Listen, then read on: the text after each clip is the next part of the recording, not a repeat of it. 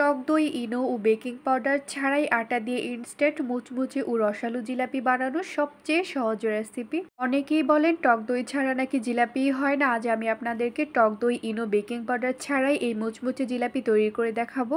যারা বারবার চেষ্টা করেও জিলাপি বানাতে পারছেন না, আটা, চিনি, তেল নষ্ট করছেন, তাদের জন্য আজকের এই রেসিপিটা। যারা প্রথমবার জিলাপি তৈরি করবেন তারাও পারফেক্টভাবে জিলাপি তৈরি করতে পারবেন।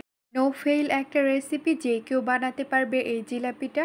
শুধুমাত্র ঘরোয়া উপকরণে এই ইনস্ট্যান্ট জিলাপিটা তৈরি করে নিতে পারবেন। আসসালামু আলাইকুম everyone, welcome back to my channel.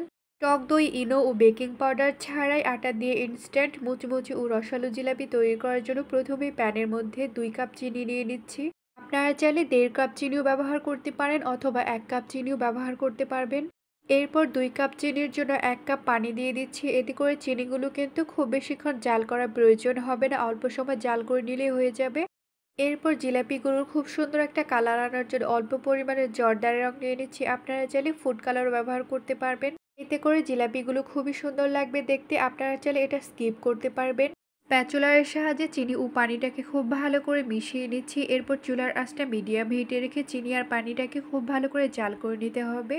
যেহেতু চিনির পরিমাণটা একটু বেশি নিয়েছি আর পানির পরিমাণটা একটু কম নিয়েছি, তাই খুব বেশিক্ষণ জাল করার কোনো প্রয়োজন হবে না, অল্প সময় জাল করে নিলেই হয়ে যাবে। চিনি আর পানিটাকে খুব ভালো করে জাল করে নেওয়া হয়ে গেছে। এরপর আমি আপনাদেরকে একটু দেখিয়ে দিচ্ছি। স্প্যাচুলারের সাহায্যে চিনি শিরাটাকে এইভাবে করে তুলে নেব। এরপর 2 আঙুলের সাহায্যে চেক করে নেব। যদি দেখতে পারেন যে এরকম আঠালো একটা তারের মতো তৈরি হয়েছে, তখনই বুঝতে পারবেন পারফেক্টভাবে তৈরি হয়ে গেছে। এরপর সামান্য পরিমাণে লেবুর রস দিয়ে দিচ্ছি। এতে করে কিন্তু চিনিটা একদমই জমাট বাঁধবে না। এরপর চিনিটাকে 2 মিনিটের মতো জাল করে নিয়ে এরপর চুলা থেকে নামিয়ে নেব। নামিয়ে নিয়ে কিন্তু ঠান্ডা করে নিতে হবে। চুলাটা অফ করে দিয়েছি। চিনি শিরাটা কিন্তু খুব সুন্দরভাবে তৈরি করা হয়ে গেছে। এরপর অন্য একটি বোলের মধ্যে 1 টেবিল চামচ ভিনেগার বা সিরকা নিয়ে নিচ্ছি। আমরা আচার তৈরি করার সময় এই ভিনেগার বা সিরকাটা ব্যবহার করি। আপনাদের ঘরে যদি ভিনেগারটা না থাকে তাহলে লেবুর রসও দিতে পারবেন। এরপর 1/2 টেবিল চামচ বেকিং পাউডার দিয়ে দিচ্ছি। বেকিং পাউডারটা দিয়ে দেওয়ার পরে দেখতে পারবেন যে এরকম বুদবুদ উঠছে। ঠিক তখনই বুঝতে পারবেন বেকিং সোডাটা কিন্তু একদমই ভালো রয়েছে।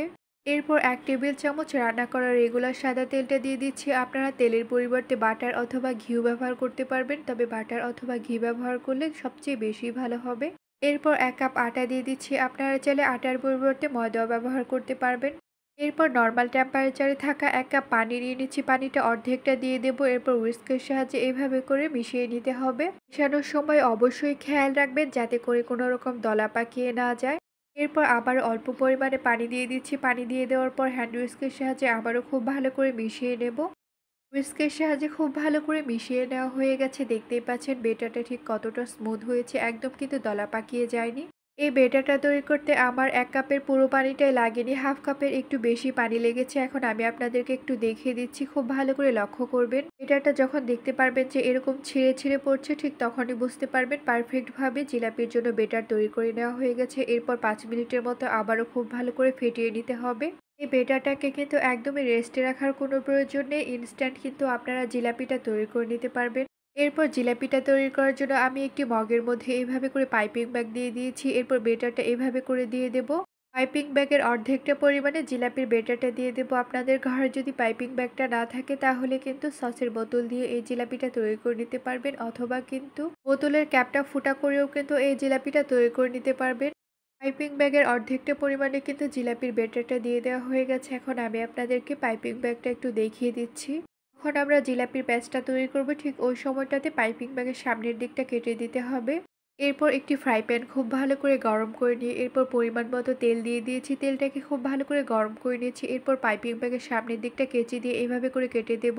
এরপর ইচ্ছে মতো জিলাপির প্যাচটা দিয়ে দেব। প্রথমবারে কিন্তু আমাদের জিলাপির প্যাচটা খুব সুন্দরভাবে নাও হতে পারে, তাই আপনারা একদমই ভয় পাবেন না। আপনারা দেখেই বুঝতে পারছেন আমি জিলাপির প্যাচটা ঠিক কিভাবে দিয়ে দিচ্ছি। এরপর দেখেই বুঝতে পারছেন জিলাপিগুলো কিন্তু একদম তেলের উপরে ভেসে উঠেছে।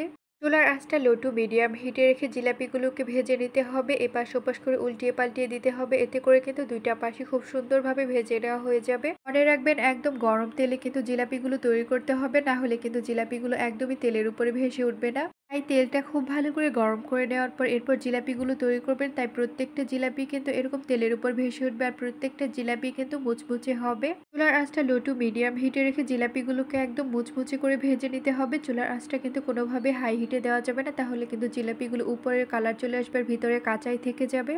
জিলাপিগুলোকে উল্টিয়ে পাল্টিয়ে খুব ভালো করে মুচমুচে করে কিন্তু ভেজে নেওয়া হয়ে গেছে। এখন একটি ছাঁকনির সাহায্যে এভাবে করে তুলে নিচ্ছি, এতে করে এক্সট্রা যে তেলটা আছে সেটাও কিন্তু ঝরে যাবে। এখন এই গরম জিলাপিগুলোকে চিনি শিরার মধ্যে দিয়ে দিতে হবে, এতে করে জিলাপিগুলোর মধ্যে রসটা খুব ভালোভাবেই ঢুকে যাবে।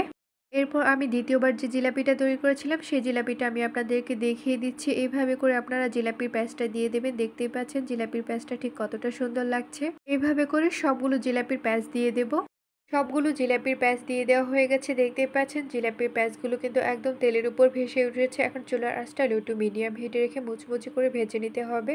একটু পরপর একটি ছুরির সাহায্যে এভাবে করে উল্টিয়ে পাল্টিয়ে দিতে হবে, এতে করে কিন্তু দুইটা পাশই খুব সুন্দরভাবে ভাজা হয়ে যাবে। জিলাপিগুলোকে খুব সুন্দরভাবে ভেজে নেওয়া হয়ে গেছে। এখন একটি ছাঁকনির সাহায্যে এভাবে করে তুলে নিচ্ছি, এতে করে এক্সট্রা যে তেলটা আছে সেটাও ঝরে যাবে। এখন এই গরম জিলাপিগুলোকে চিনি শিরার মধ্যে ডুবিয়ে নেব।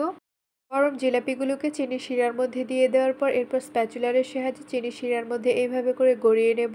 এরপর জিলাপিগুলো এইভাবে করে ছাঁকনির মধ্যে তুলে নেব, এতে করে যে এক্সট্রা শিরাটা আছে সেটাও কিন্তু ঝরে যাবে।